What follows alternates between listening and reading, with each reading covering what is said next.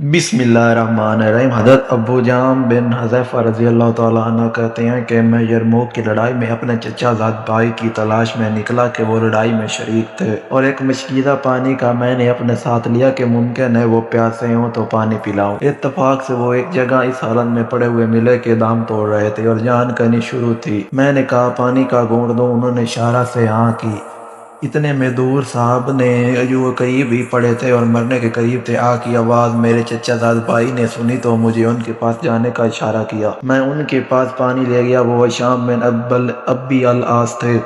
उनके पास पहुंचा ही था कि उनके करीब उसी हालत में एक तीसरे साहब दम तोड़ रहे थे। उन्होंने आ किया शाम रज़ी अल्लाह ताला ने मुझे उनके पास जाने का इशारा कर दिया। मैं उनके पास पानी लेकर पहुंचा तो उनका दम निकल चुका था। मैं शाम के पास वापस आया तो वो भी जाँ बाक हो चुके थे। उनके पास ही अपने भाई के पास लौटा तो इतने में वो भी इस दुनिया से रुखसत हो चुके थे। अगर वीडियो अच्छी लगी हो तो वीडियो को लाइक कर दें, चैनल को सब्सक्राइब कर दें। मिलते हैं नेक्स्ट वीडियो में, तब तक के लिए अल्लाह हाफिज़।